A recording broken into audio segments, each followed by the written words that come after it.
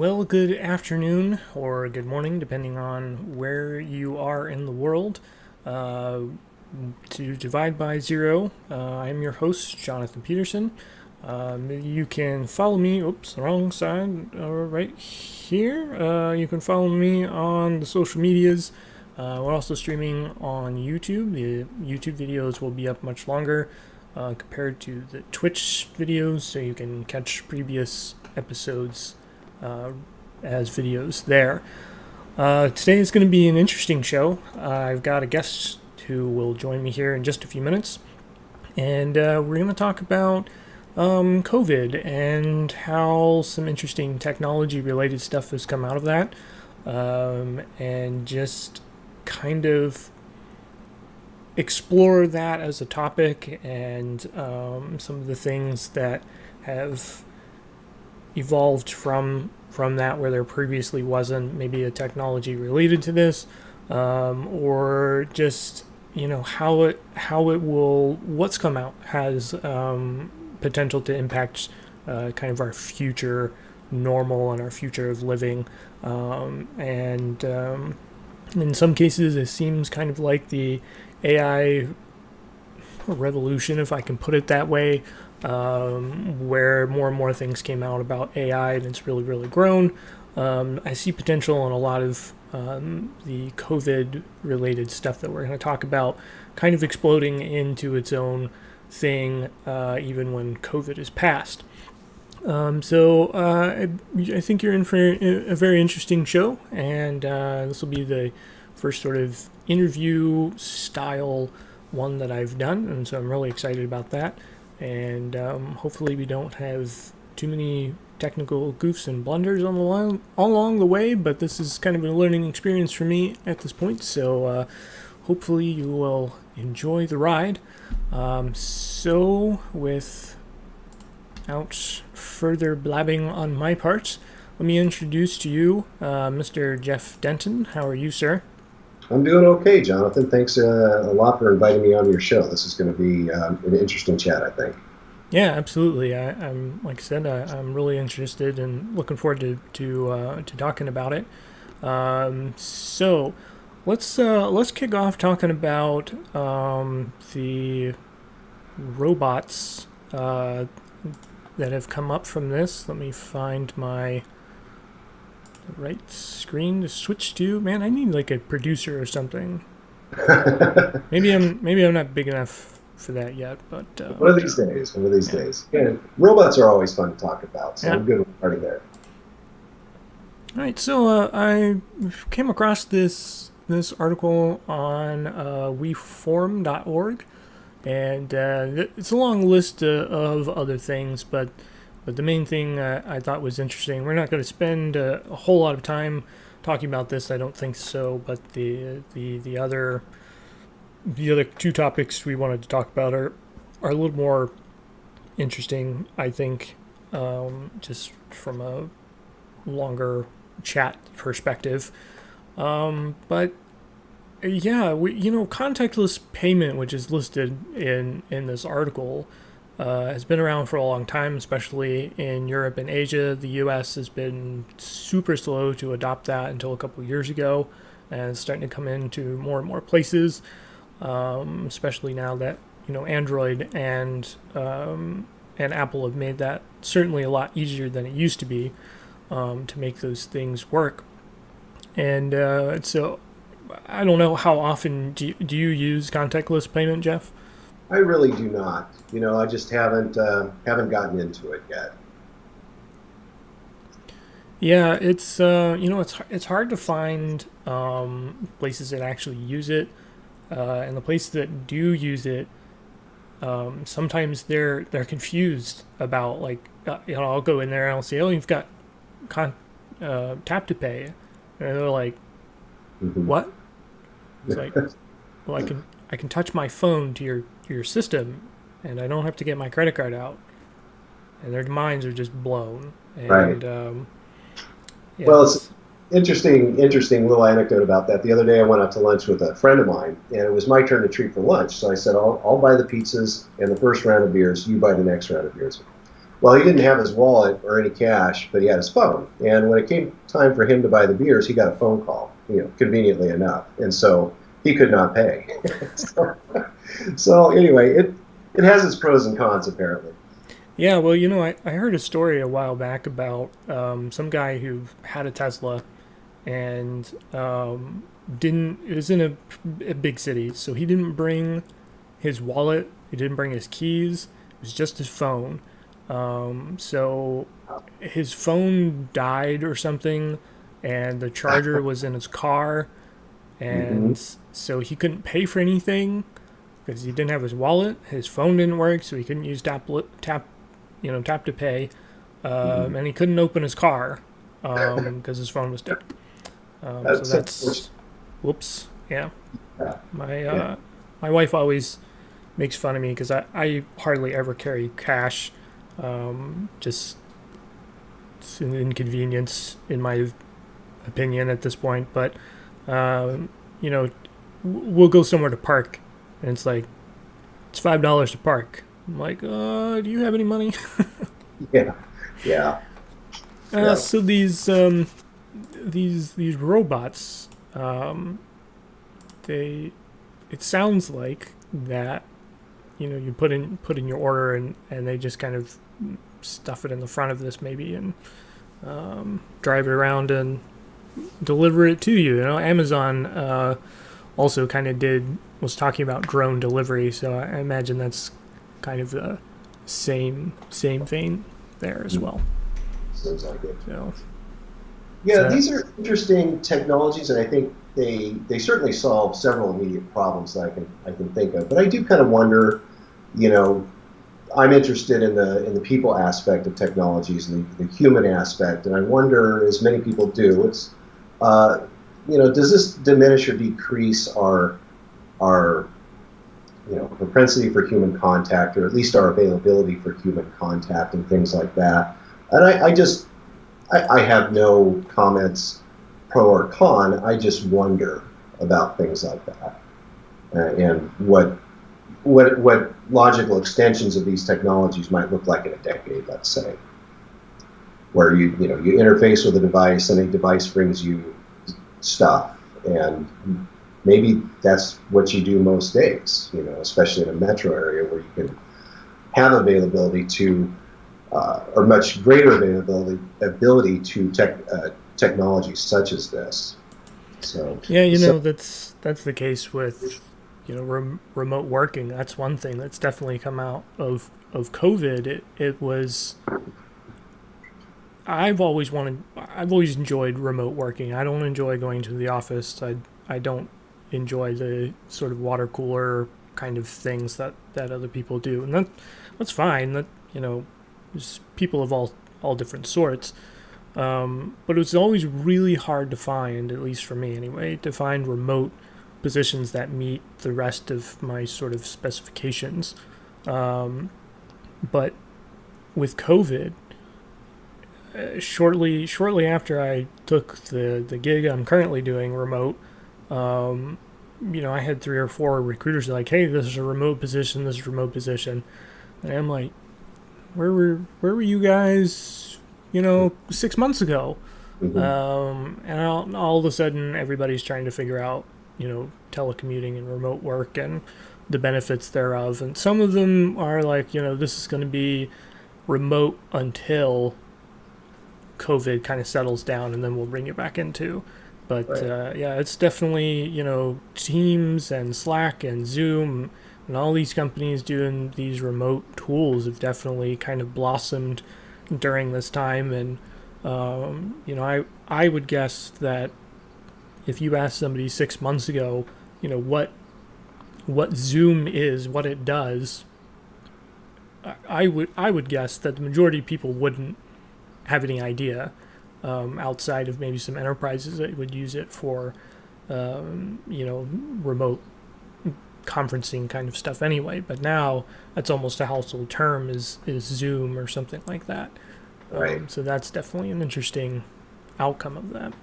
I've noticed, I don't know where their stock price is now, but I checked about a month ago, and I think it had almost tripled since January. Zoom, or its parent company, I can't remember what what its call sign is on Wall Street, but the Nasdaq.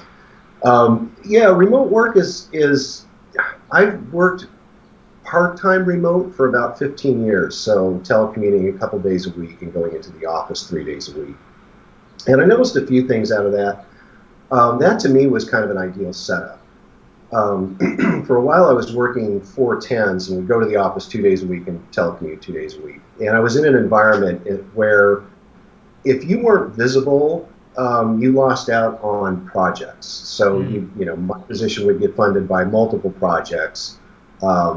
I was rarely on one, almost never on one project alone. And so, to stay there, you kind of had to be visible and be available to talk through ideas that might get funded and they might not get funded. But if they are, then that's part of your full-time employment or FTE. And I noticed when I went from 2 days in the office to 3 days in the office, there was a noticeable uptick in my visibility and people wanting to talk with me and consult with me and things of that nature. So I just found that to be kind of interesting. And also when I moved to the company that we're both at now and went to full-time remote, it was discouraging for a while. Like I didn't know exactly how to adapt to not having anybody around, really.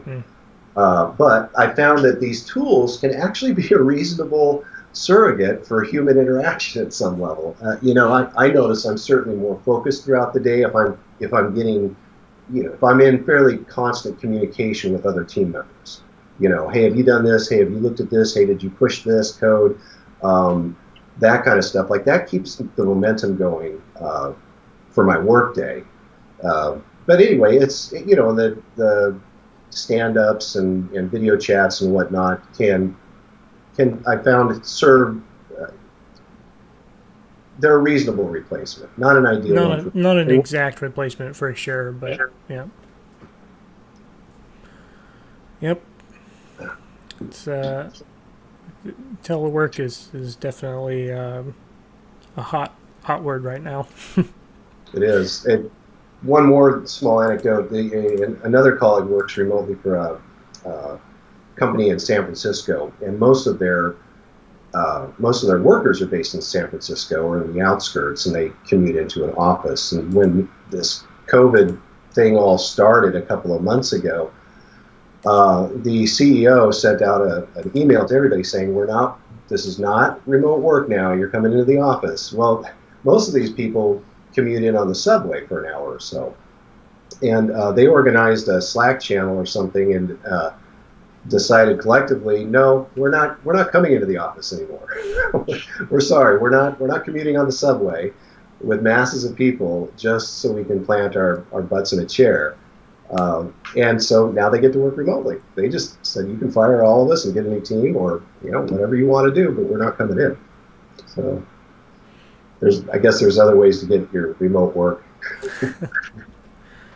Yeah, a number of years ago, I worked at a company who issued everybody laptops, but still made us come into the office. And at the time, I lived like an hour away, and my wife has got some health issues, so I was like, maybe I could work from home, a couple days a week or something. Since they have a green initiative kind of stuff, and so I tried to get them on their own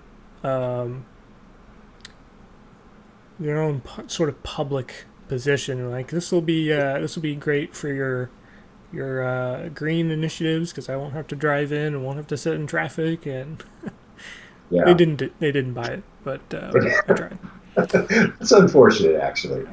They should have considered it.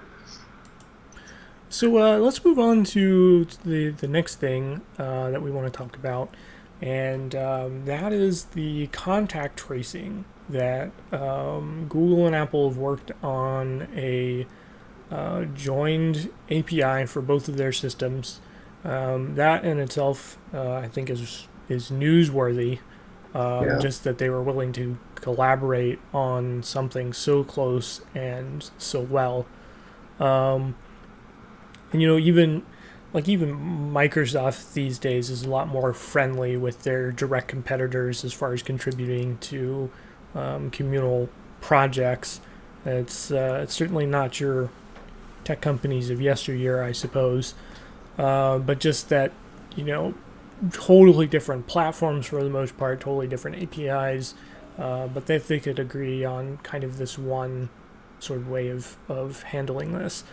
And so this contract tracing works on a technology called Bluetooth LE or Bluetooth low energy, sometimes abbreviated BLE or Bluetooth BLE. And so before we kind of dive into this contract tracing, I kind of imagine that most people are not going to be familiar with BLE too much. So I'm going to jump over to kind of an explanation article on just how BLE might be used in other circumstances, and kind of one of the ways that I saw. This has probably been 5 years ago, maybe, where this was kind of a like, ooh, look what we can do sort of technology, and it's interesting that it's evolved into this contract racing. So I'm going to flip over to that here and just kind of give a brief look at it. And so Bluetooth LE, most of your smartphones have Bluetooth, of course. You connect to your watch, your headsets, your car, you know, whatever. Bluetooth is pretty common of an idea at this point, I would guess. And so one of the main channels that this sort of grew for was these beacons, and hopefully you can see the graph on the screen there pretty well.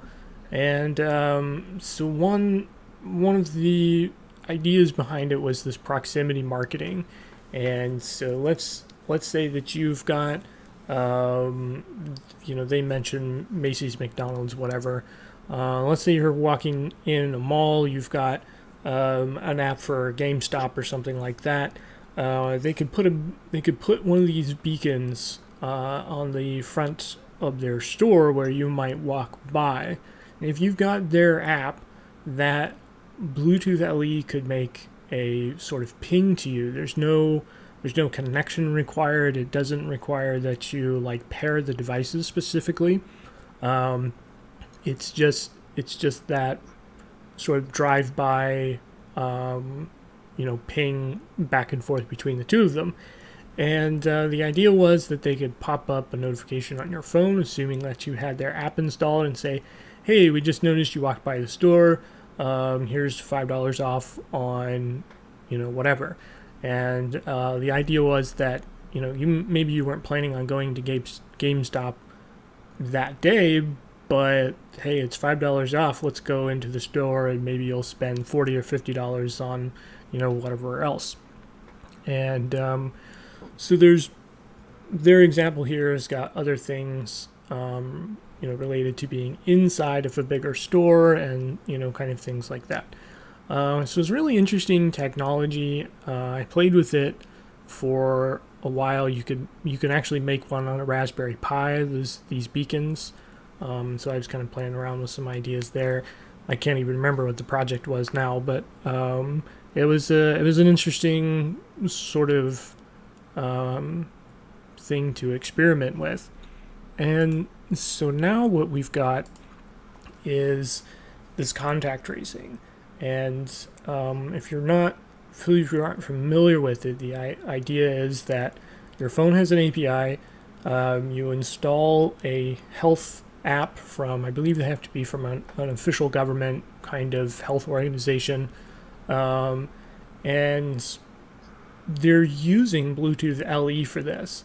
And what that is supposed to do is, imagine that Jeff and I were in a coffee shop and we both had the app installed, and so the API scrambles a unique identifier for my device. Might be something like the Bluetooth MAC address that's turned into an anonymous sort of ID. And Jeff has the same thing going on in his phone. And what happens is the using Bluetooth LE, it says I have an identifier, Jeff has an identifier, and we're going to exchange those as we've been in close enough proximity for Bluetooth LE to pick up these exchanges. And let's say that Jeff gets COVID, so he opens the app, he pushes a button, and says, "Hey, I've got COVID." And what that's supposed to do is communicate with a centralized server, and it says this ID number says they tested positive for COVID. And then that server says, what are these other randomized IDs that have also been in contact with Jeff's unique identifier? And then my phone communicates, my app communicates with that central server and says, hey, somebody you've been in contact with tested positive for COVID. And the idea is you do like self-quarantine or get tested or, whatever the case was. So that is it in a really fast Yankee talking at hyperspeed explanation of what this does. And so we're going to explore some of the potentials with this, some of the Orwellian parts of this. We're going to try to leave our political and conspiracy theories aside. Sometimes it's a little hard when you get into technology like this. But yeah, let's. What are your thoughts on this, Jeff? Well, you teed it up really nicely, Jonathan. I think you explained it. Well, the way you explained it is how I understand it as well. And I started going down this rabbit hole in early May, kind of prompted by an article in Quillette on May 7th, I believe, and it's provocatively titled something like "The Case for a Mandatory COVID-19 App." And, Quillette tends to attract some fairly libertarian-leaning readers, and so this poor author and the article got simply pummeled in the comments section. I mean, these are articulate, educated people, but they were upset. But in thinking about it a couple of days later, I thought the author's not wrong. He may have been overly excited and optimistic about the mandatory part, and that's probably why he got pummeled. But his, the boilerplate for his article was actually a research article published in Science magazine a couple of days earlier. And so, his explanation of the technology as he understood it, he's a PhD philosophy student. Not that that's a bad thing. He's just not a technologist. Was not off base by any means. But now I'm kind of stuck in this odd position of thinking, well, how do you either incentivize app use or make it mandatory, and do we want this? So that's kind of the question that's been bouncing around my mind for a couple of months anyway. So interested to hear your thoughts on that, Jonathan.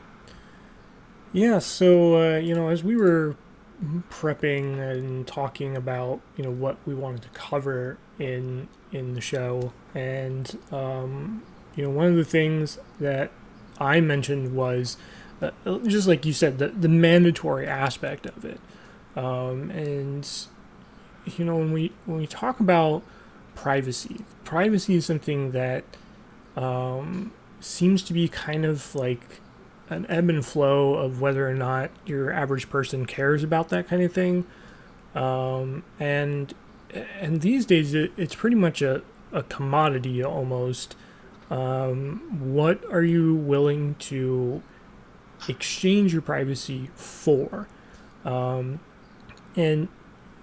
people give Google a hard time about their tracking and all the stuff that they do. Microsoft's been in hot water over Windows 10 and the telemetry that they collect, which is kind of disturbing also.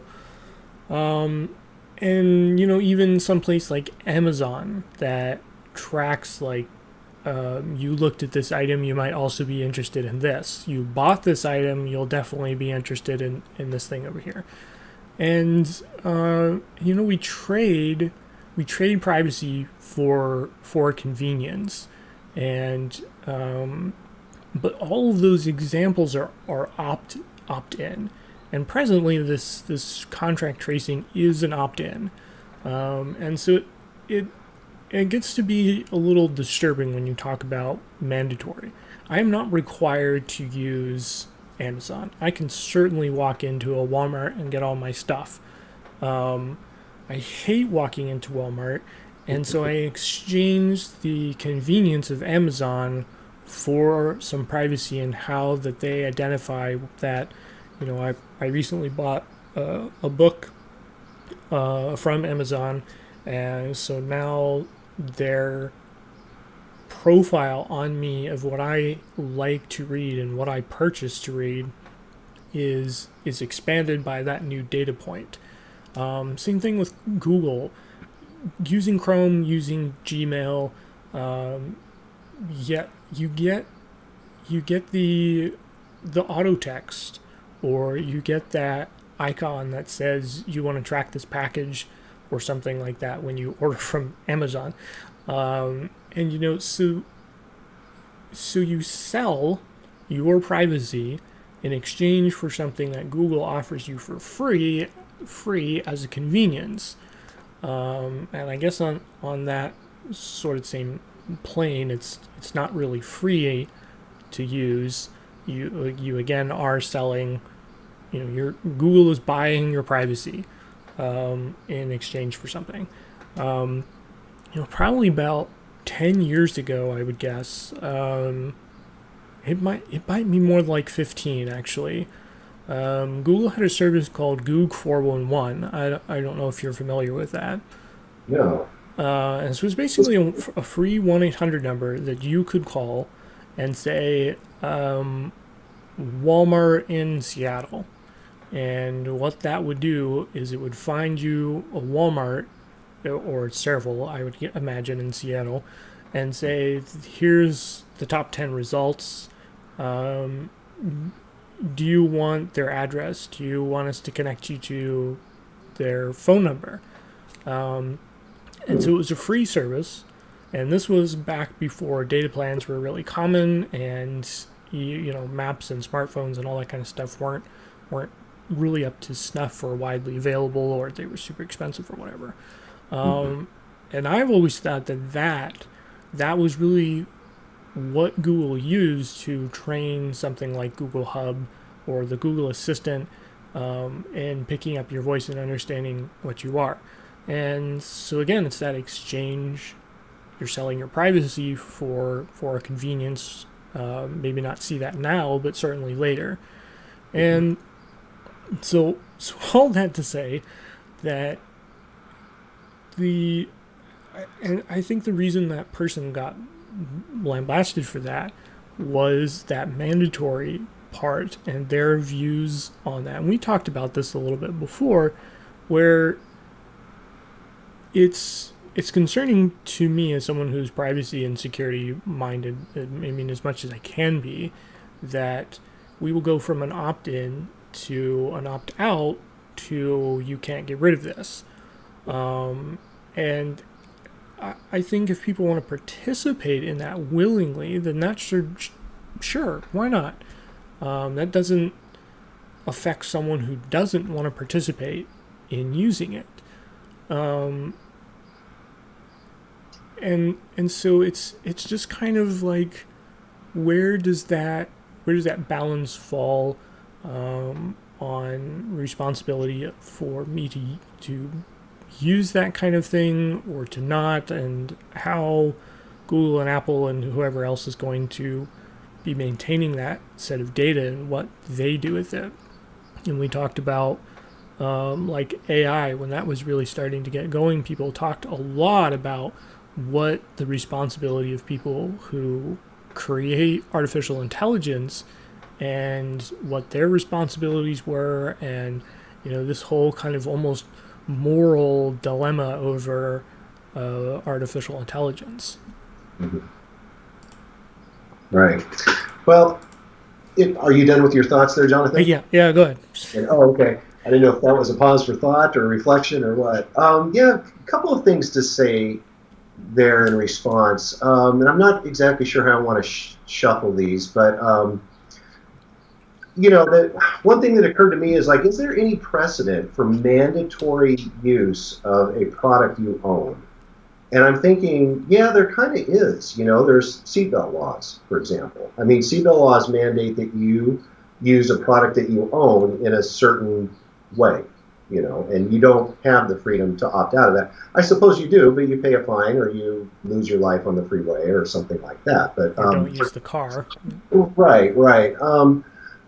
So there is that. There's also the precedent of mandatory reporters for, child abuse or neglect and things like that. My wife's an educator, and so she's a mandatory reporter. And what happens if you don't mandatorily report? I think that you end up with, sanction from the state or lose your license or something of that nature. So I'm not saying either of these things are good or bad. We'll keep them indifferent for now. But there is precedent for mandatory use of something that even you own privately. I don't know how I feel about that in this particular case. Other thing I wanted to bring up was around privacy. I can't see a system like this working very well unless its use is mandated, but also your test results, should you have them, are mandated. Like you must enter them. I don't see how something like this can work. And I've heard there's varying numbers of adoption rates needed for successful contact tracing. And they range from a very optimistic 20% to a very begrudging 60%. So I'm kind of thinking, we don't know, do we? We don't really have any idea what the adoption rate would need to be for an app like this for it to work well. And it could be that opt-in has a high enough adoption rate to make it work, but maybe not. And around the privacy concerns, you brought up the idea of you and I in a coffee shop earlier, Jonathan, and my phone, I've tested positive, my phone pings yours, you now know that somebody in proximity is positive, right? I live in a pretty small town outside of Portland. I think there's about 30,000 people here. And so, your child's school secretary you see at the soccer matches, and you see at the Safeway, and you see at the bookstore and the coffee shop and all that, which is to say, if you and I are the only two people in the coffee shop and you get a ping later, my health information has been compromised because now who it was. And I wonder how that impacts. So let me go one more minute, then I'll turn it back. But you mentioned, selling our privacy to Google et al. In exchange for convenience. But if I purchase something from Amazon or I give the information to Google, I don't know yet that prohibits me or has the potential to prohibit my freedom in a way that I think this technology might. Which is to say, now that Jonathan, that I, Jeff Denton, personally am COVID positive through this device. Let's say we don't know each other. We're strangers in that coffee shop. But you own the barber shop down the street that I go to. Now you can reasonably prevent me from entering your establishment. Also, the bookstore owner, and you've told him or her that I'm COVID positive. And, so now I'm prevented. And maybe, reasonably people can talk about whether this is right. But now I'm prevented. My freedom is limited, is uniquely limited, because some technology made a decision on my behalf, perhaps. So, yeah, that's just an interesting thought for me. I think, it's less of a privacy issue and more of a physical restraint kind of thing. Now I can't engage in society as I might want. And then we can get into false positives. What if I'm actually not COVID positive? What does that mean? Lots of things to unpack there, I think. So let me ask you this. We talked about the article explaining, Bluetooth LE, and I feel like the beacons from the standpoint of alerting me of a sale or something like that. Um, Again, that's still almost selling your privacy for a convenience or something in return there as well. But what are your thoughts on a some other use? Let's set aside COVID for the time, or any other infectious disease like the flu or something like that. Let's set aside the medical the uses for that. Do you see anything where this sort of technology, bringing it back to the technology aspects of it, uh, any positive ways, any interesting ways that you could see that this being used that wasn't maybe not such a where do you draw the line kind of thing? Do you know what I mean? Does that make sense? I think so. I think so. And I'm short answer is not really. I haven't given it that much thought. I've only given it thought in this particular context. Um, I think about kids and my kids and where they are, but we've already got solutions for that at some level. Um, I don't. Yeah, scratch that. I don't think that would apply here because the people that you're in contact with are randomized. They're not randomized. They're what do I want to say. Randomized. You don't know who they are. Yeah. So I'm not sure that that works here.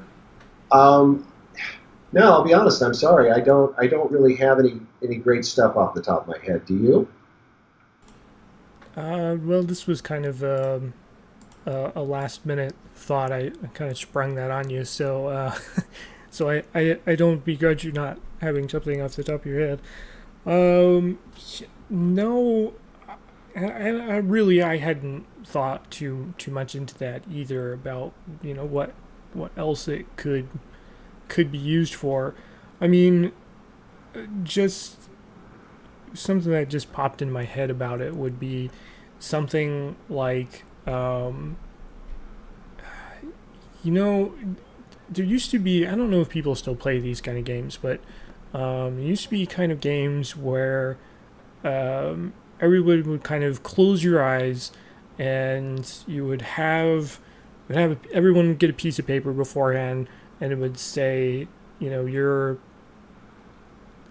I don't know, you're the villager, and there's one person who's the murderer or the something like that, and everybody closes their eyes, and the murderer gets to get up and tap one person and tell them that they're dead, and then he sits back down, and then everybody opens their eyes, and then it's the goal of everybody else to figure out who the proverbial murderer is, and the murderer's responsibility to kind of like, oh no, it was definitely not me, it was somebody else playing. um, so it might be an interesting thing of creating some kind of game that merged playing something in a park, for instance, um, and again, the IDs in this case are anonymized, but and I guess really if you're gonna create something like this, you eliminate some of the privacy stuff, because you might as well at that point sign into an app and say, I'm Jonathan and I'm playing, Right. and it kind of determines that stuff. But something like that might be an interesting way to use Bluetooth LE and beacons. But running through that, I'm not sure that really is connected very well to this API and what else it might be used for. But I don't know. Yeah, it's a couple thoughts there. I think let's see about this. So this, a pandemic tracking app, I think is a very unique and specific use case in that you don't really, you don't you don't want to opt in. This is not something I think you really want to do. You don't want to broadcast to the world that you're sick. Um, and whereas, the app you mentioned, a gaming app, or let's say, off the top of my head, maybe something I can think about is, you know, BLE beacons, I think at some level kind of replace the old QR code, um, and they allow you to take an online experience into the real world at some level. So let's say, I don't know what everybody in my cul-de-sac has a lawnmower and a leaf blower. Why is that? That just seems kind of dumb. Why can't I just know who's got a lawnmower and maybe I borrow it and pay them $20 or I maybe that's a poor example, but I'm thinking of you want something or you have something that somebody else wants, but you don't meet up in a common place online, but you do have phones, and so maybe there's an app on your phone that allows you to buy, sell, trade just at random. You're at the coffee shop and you go, oh, hey, you got a lawnmower. I'm looking for a lawnmower. What do you want to? Take this somewhere else and make a deal. Um, so something like that, but that could be a poor example as well. I'm not thinking of any great examples of the specific use case where you've got information that you wouldn't normally want to broadcast, but yet you're sort of doing it either because you're mandated to, or you have this high sense of the common good kind of thing. So yeah, I think that's about the best I can do at this point. But it is an interesting thing to think about, isn't it? Interesting technology. Yeah, so that's actually not a bad example of where you would still want that sort of anonymized ID over an API, where think of something like Craigslist, right? You put something up for sale, you have Craigslist app on your phone, gives you a randomized ID. You've got the Craigslist app on your phone, and maybe you identified a category or something that you were particularly interested in. You mentioned the lawnmower, something like that. Um, where the fact that we're in a proximity through that sort of API would then let the apps know that, hey, there's somebody with something for sale in a category that you're looking for. And maybe that shows up the particular listing that, let's say I have the lawnmower to buy and you want it. Or I said that backwards. I have the lawnmower to sell and you want to buy one. Mm-hmm. And so maybe on your phone that says, this is the listing. Are you interested in it? And then it almost becomes a sort of Tinder thing at that point where it says, Right. do you want to indicate to the other party that you're interested? And Mm-hmm. likewise on my side, it says, hey, somebody's interested. They're nearby. Do you want to reveal? Basically the app says, do both of you want to reveal enough information that you could like identify each other, talk to each other, something Yeah. like that. Yeah. I mean, even stretching that further, something again akin to Tinder or whatever, the randomized ID, making that anonymous enough that you both know that somebody's in proximity, but you don't know the exact person without the willingness to engage in that exchange of whatever kind. So that was actually, I thought, a fairly good, interesting example of a way that this sort of technology could be used beyond what it's currently purposed for, um, Mm-hmm. without sort of the creepy Orwellian factor. Yeah, that's actually a really good example. I like the your idea of opting into a disclosure. Okay, we know you want something. We know somebody's in proximity that has the something that you want. Now you can take one step further to disclose, and then ping that individual, and they can choose to disclose, and you can do a transaction that way. So it yeah, it is an interesting case of moving technology into the real world and into human interaction and augmenting human interaction in a way that's interesting. So I like that. I don't. Yeah, I. But if you don't mind, I'll go back to the tracking app. Um, how do you feel about things like, I've thought about a couple of scenarios, and I think these scenarios have been written about too. There's two basic scenarios. One is no central server, near as I can tell.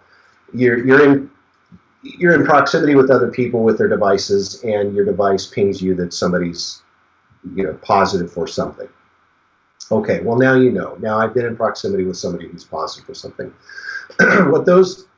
What that platform won't tell you is, was I in proximity to somebody 3 days ago that has now tested positive? So I mean, that's where you need a centralized data store of some sort or another. Um, and you can't just rely on two devices storing data to give you that information. Uh, and a kink in that is that as I was researching this a little bit this morning, I found out there's a lot of these apps already in production. Singapore, New Zealand, Latvia, Taiwan, Norway, and Israel at least have apps that they have either brought online, will soon bring online, or have brought online and actually abandoned, which I thought was interesting. And so now so let's assume now you require a central data store that is that the government knows about, because all of these apps, near as I can tell, are either sponsored by the attendant governments. So you have this database that's available for hacking, etc., all the usual good stuff. But now we've got 6 databases that are available for hacking and all the good stuff. So let's say we develop an app here in the United States, and I travel to Taiwan. Well, will my app now work with Taiwan's implementation of this system? I'm not. It's not obvious to me that it will. So I guess I'm moving into the idea that, okay, we are going to have a centralized data store of health information, but not only that, we have a fragmented solution for it. So how do we make that work? I mean, in an age of air travel, right? If we're going to spin air travel back up in any meaningful way, like are we talking about sort of a global solution at some level? Well, I think what is interesting again is going back to Apple and Google agreeing to an API. So making an assumption about how that would work, I would guess that those devices in those countries, assuming that they weren't, fringe case devices for whatever reason, that the API would still work, but I would imagine that you would have to have an API dedicated to that country, which again is interesting about something you mentioned before about the having a centralized repository and what that means. And with the current way that things are set up and using Bluetooth LE as a technology, you're not using GPS, or at least that's what they're saying. And so there's no location stamp to that. So you do gain a small bit of your privacy back. And so even when the two of us are sitting in a coffee shop and maybe you hit the button or something, that doesn't necessarily indicate right away to me that you're the only person that could possibly be. It's just you've come in contact with someone. So you talked about 3 days prior or something like that. That notification could be of little Timmy that I saw at a birthday party, 3 days ago. Something like that. So there is some privacy shielding around that a little bit. I would think. But it is interesting from a technology point of view of having the same API capable of connecting to different servers. And so I think the problem that you have with that is, you made the example of going to Taiwan. You might come in contact with somebody who said they had COVID 3 days ago, but does that come back to you from the API and say, well, you weren't connected to this database 3 days ago, but this person that you just came in contact with 3 days ago indicated that they did. Right. So that is an interesting, interesting problem to work through from a technology sort of standpoint. And the way that I understand for these unique IDs to work is they're changed over a course of time. Again, as an attempt for some kind of privacy shielding, basically. So the idea behind that wasn't that someone could basically stalk you by knowing what your identification ID through this API was, and you can't just know where someone is based on the fact that you're in proximity with that ID. So they do scramble. So that scrambling aspect from going from one database to another that aren't talking to each other is an interesting thing to realize. And if it was software incorporated that you and I developed together, who had this repository, this database in something like Azure or AWS or whatever, then it wouldn't make so much of a difference from one country to a different country. But then, what that's scary.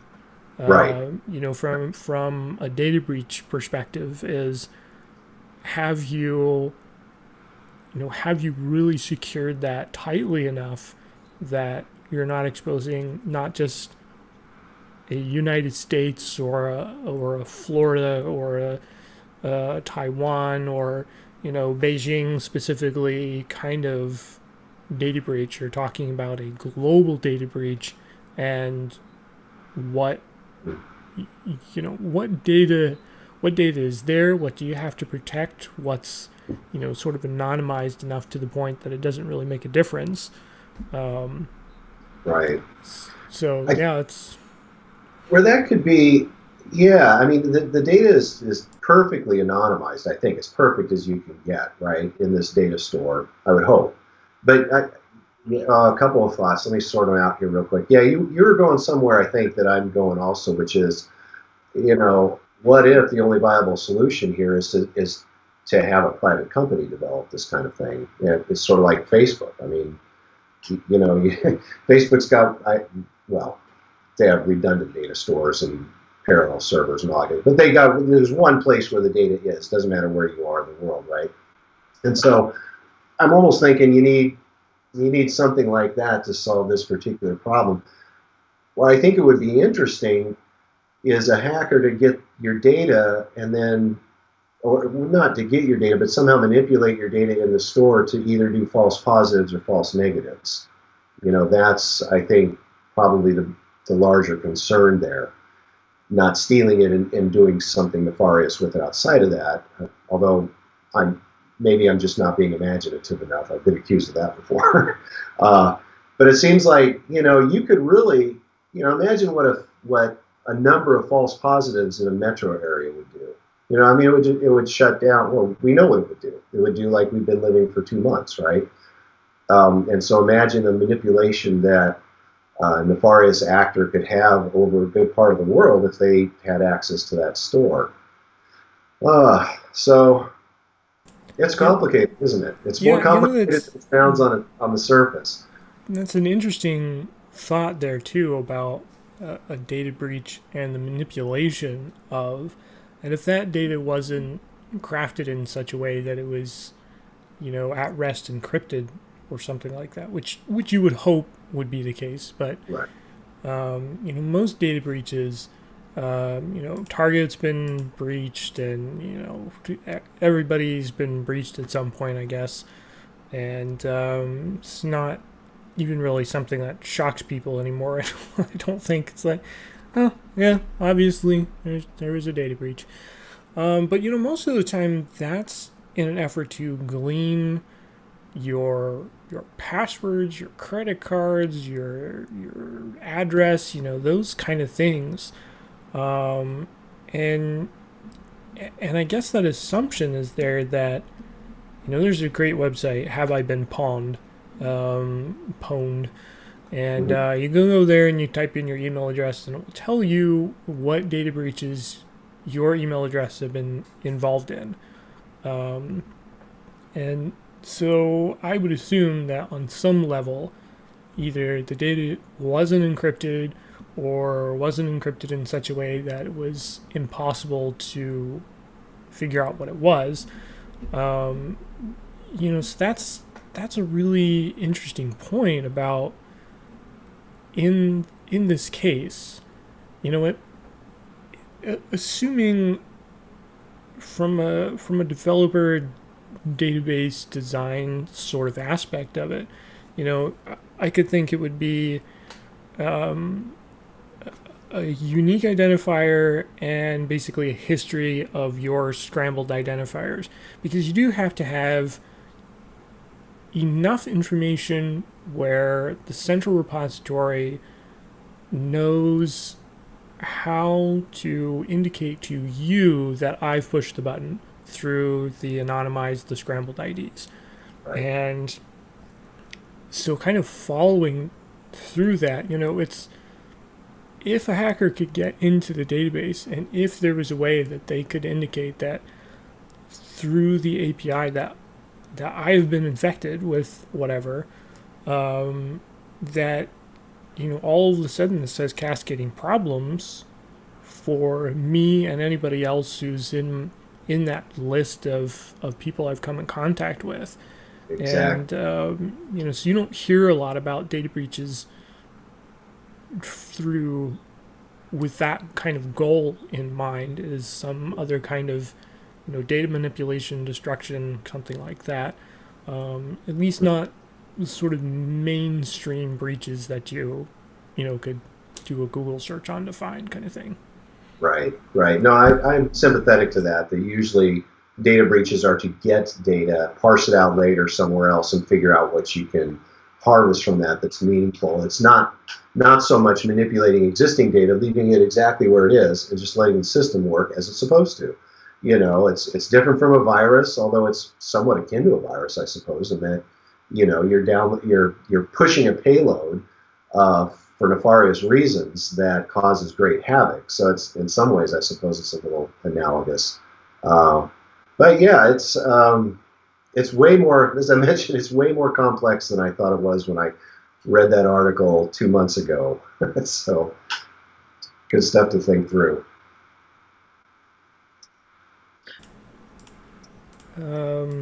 All right, so we actually hit our hour mark, but I do want to talk. If you've got time, if not, then we can be done here. But I was interested in another article that we came across about machine learning, and in particular how that's being used for keep track of social distancing. If you've got time, we can spend a little bit more time talking about that, maybe just for a handful of minutes if you like. Sure, no, that's fine.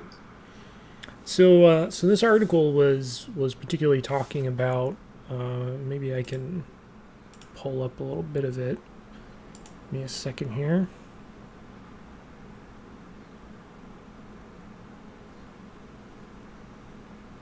I don't have that bookmark available. That's fine. So the idea was that street cameras were using machine learning to basically identify people, not identify them as this person is Jonathan Peterson necessarily, but identify a that this, you could see the square on the screen where this was like, this is indicating that this is a person, and machine learning is recognized that there's someone walking down the street. And then the second aspect of that was when two people are walking, less than whatever the prescribed distance was, and indicating that was a problem. So we sort of talked about AI, earlier a little bit, and machine learning kind of falls under one of those categories of how far and what do we teach our machine learning. And so there's definitely good reasons to use machine learning, and I think this is an interesting implementation of it. It's, again, much like the contact tracing, there's definitely the potential for it to be kind of weird and get into some Orwellian stuff there as well. But yeah, machine learning to me has still kind of got that magic around it. Like, I understand it to some degree, but what people can do with it, I find just is really interesting and kind of out of my professional league at this particular moment in life. And I just really haven't dived into it too much. But did you have any thoughts on the way that they're using this, and potentials for other applications beyond the social distancing? Well, it's interesting. I'm watching the video now, and I see what it's doing. But I wonder, what does it? It's interesting, but what does it do? So, I mean, you can't notify the two people that are too close together, hey, move apart, and you're standing too close together. That may be where BLE comes in. But what does it do with this? So, I guess you could know what a percentage of people on this street for X number of days did not practice social distancing. That's the first thing that comes to mind. So while I guess all that to say, well, it's kind of cool. It's a slick implementation. What does it mean, and what does it do? How would you use it? I suppose, and I'm confining it to this specific example. So I don't know. Let's see. I did find the video, so I'm going to flip over to that. And this is what you were looking at as well, right? Yes. Okay. Yeah. Yeah, so like I mentioned, you've got the green boxes indicating that it's recognizing that as a individual. And you've got the red boxes and the lines indicating that these two people are, inside of that realm. Yeah, so unless you had some, like, a bullhorn or indicating to police, or something else like that, like the people, people coming towards the camera, I suppose if your machine learning and your facial recognition was advanced enough, you could call them up and go, hey, you're in social distancing. But yeah, without some other aspect to it, it's interesting to watch. But beyond that, without anything else to augment that, it doesn't have a whole lot of application, at least from what we're seeing here, I don't think. Now, I'm looking at a paragraph in the article, and it says, under the hood, the detector must first be calibrated to map any security footage against the real-world dimensions, which makes sense. That's like the neat part of this. Okay, you're looking at a three-dimensional image of a street, and it's able to calibrate, at 10 feet away, 20 feet, 30 feet, 40 feet, that these individuals are too close together. That's kind of cool. What would be super cool is if you didn't have to calibrate the map, like the AI did that. That would be kind of cool. And then I don't know, you could have all kinds of interesting use cases come out of that, where you kind of have depth perception at that point, for a machine. So I find that potentially interesting. It's something that I was just thinking about. There's on YouTube you can find these what's it 16:8 or something like that, and it's somebody's webcam or something that's pointing to this bridge that I think is 16 foot 8 inches. That's it may not be the correct dimensions, but anyway, it's a short bridge, so it's not tall enough for semis to go through. It's not tall enough for like UPS probably, depending on the size, I guess, or like a U-Haul or something like that. Mm-hmm. And so it's just videos of these trucks running into the bridge and scraping the top off, getting stuck, something like that. Sure. Somebody in the Mm-hmm. comments said they thought it was 11 foot something, so that may be correct. Yeah. But at any rate, I was thinking in something when you have I'm pointing to my screen, like you can see what I'm talking about. Let me flip back over this. When you have something like this that's capable of detecting, a distance between two objects, if you could compute that fast enough, that might be an interesting application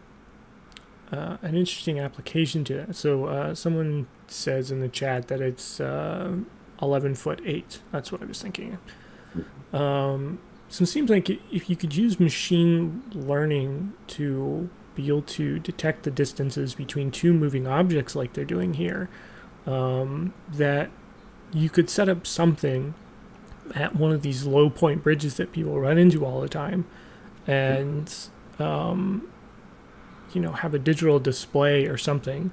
So when they're at the red light or the stop sign before the bridge, like, hey, you can't, Yeah. you're not going to be able to go under this, and you're about to hurt your truck, and our bridge will still be here tomorrow. Just from I don't know if it's detecting how tall a vehicle is, or just that the fact, in the example here, I think it would be too late, if you're talking about the distance between the top or the bottom of the bridge and the top of the truck. But it seems like you could use something similar to, indicate that you're about to run into this bridge. Yeah.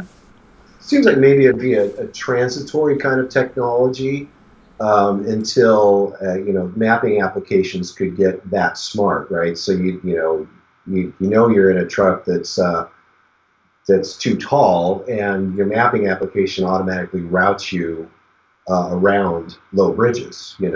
But in order to know that, you have to collect that data somehow, and so maybe that's why I say it might be a transitory kind of technology put in place for 5 years or however long you need to gather enough data to plug into the algorithms, and then your maps kind of handle the rest. But yeah, that's a use case I could see. It seems like that also might be a similar technology to self-driving cars, or even Teslas have got a tremendous amount of smart technology built into them. And riding with a friend who had a Tesla, and you could let go of the steering wheel and it would drive down the road. It was creepy, really cool, but also creepy from the same kind of standpoint. It's just like, I don't know how I feel about this, being in a car that's being driven by a machine. Now, Tesla's got safety features in it now that, if you don't touch the steering wheel after a certain period of time, if you're not like holding on to it, it'll turn it off and disable it for some period of time, because they don't want you to think that it's like some kind of autopilot. but it did handle speeding up, slowing down pretty well. So that was interesting. So I imagine that's a very similar thing. But Yeah, yeah, yeah. We do live in interesting times. I think there will come a day not too long from now where we'll think, you know, God, did we ever actually drive cars with our hands and feet? Like, what were we thinking? It's people, amazing anybody lived through that. yeah, You know? people have been waiting for the Jetsons, flying cars for a long time. Yeah, Right. yeah, same here. Yeah, that's the thing that always comes up with the self-driving cars is, well, they cause a lot of accidents, and if you really look at the cases, it's like, self-driving car didn't make the accident. It might have been found at fault given a human driver, but if you really look into it, it's a lot less the self-driving car was at fault and somebody else's fault who hit them, or crossed the street Sure. incorrectly or something like that. So Yeah. yeah, it's going to be interesting to see again kind of how this pushes our technology forward, and how much of it kind of lingers on where the goal was to kind of, we need it for this set period of time, and the idea is for it to go away after that, and how much of that actually occurs, and how much of it stays and lingers on, and yeah, so Yeah, there's it's an old it's going to be Soviet. interesting. Yeah, I think there's an old Soviet saying that's like, "There's nothing more permanent than a temporary government program." Mm, You yep. know. So on that note, optimistic as usual. Yeah. Yeah. Yeah. Well, and people, I feel like a lot of people are the article that we both looked at, where the author was getting slammed over the mandatory part. I think you hit people on sort of both sides and in between those kind of spectrums, where somebody's okay with it being mandatory and someone thinks that the idea of it is completely just an evil, almost. Right. Even GPS and smartphones and basically any technology, really. I think you have people on both sides of that, and people still use a flip phone because they don't want all the gizmos and tracking and all that kind of stuff. And you know, I, I I think you just have to have a balanced perspective on both. I think the technology part of all the things that we discussed are really interesting, and there's I want to know what else we're going to come up with, in regards to that. Um, but at the same time, as a person who's watched things evolved in a negative way, it does leave me a little bit skeptical of Mhm. some of the plans and things that these have potential for. And so it's just a balancing act. And we talked about the exchange of your privacy as a currency, and it's just it's where your balance is Mhm. what are you willing to sacrifice, what are you not willing to sacrifice. Right. It's just, there's a Venn diagram out there for this, I'm sure, and it's you know where Yeah. do you want to fall. Right. And I'm thinking now there's precedent for this too. You give your health, you give access to your health information at some level to every employer that you go to that offers you health insurance. I mean, we already have massive databases of people's health records outside the government and outside of immediate healthcare services, that comply with HIPAA and store your health data. So, you're right, Jonathan. I mean, you're going to have people like, I knew a guy back in the 80s who swore the government was spying on him through his television set. It's like, okay, that's fine. He didn't have a TV. He took care of it. But you're always going to have a percentage of the population that believes that way, and I'm not gonna put a spin on that, positive or negative. Just is. But I guess the question really is, what is the adoption rate that we need to successfully combat the spread of contagions, that not just COVID, but whatever comes down the pipe next. Is it 20%? Is it 40%? 90%? Like, what do we need to figure out that number? It seems like, and then you'll have a certain percentage of the population. I'd say my guess is probably 30 or 40% that will pick it right up. Like, yes, this is obviously the right thing to do.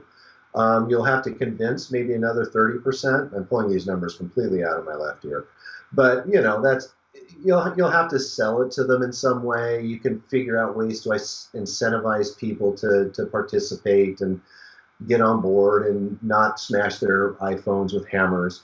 And then there's some that just simply aren't. And if you can achieve the threshold of participation that actually helps mitigate the spread of a contagion, then maybe it's done its job. And yeah, but I do, like you, I wonder, well, now that we've got this in place, how does this morph into something else, and what does that look like?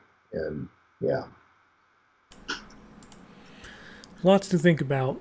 But I think we should probably wrap it up there. We went a little over time, but I think it was worthwhile to cover the machine learning aspects of things, and I'm sure it's something that we could go on about and discuss other technologies in the same kind of vein, and whether you get a smart TV that has a voice assistant or not.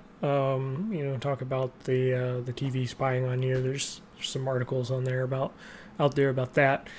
I really enjoyed this. I hope you did too. I hope people watching enjoyed this. And thank you again, Jeff, for joining me and having this great conversation. Yeah, thank you, Jonathan. Be good to do this again sometime. I appreciated it. Had a Yeah, lot of fun. well, I don't know what my next topic is going to be about yet. So somebody is thanking us in the comments. So thanks for that.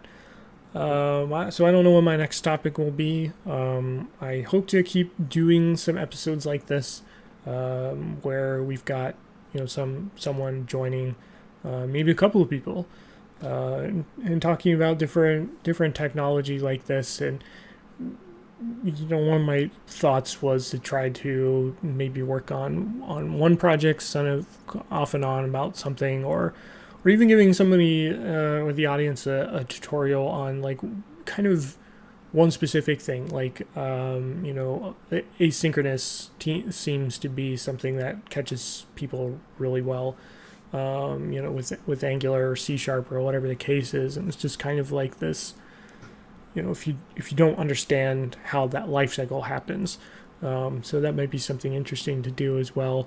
But yeah, I'm kind of hoping I can rope a couple of our other colleagues into doing this, and see what we can talk about. So Sounds good. Yeah, I hope you're successful at that.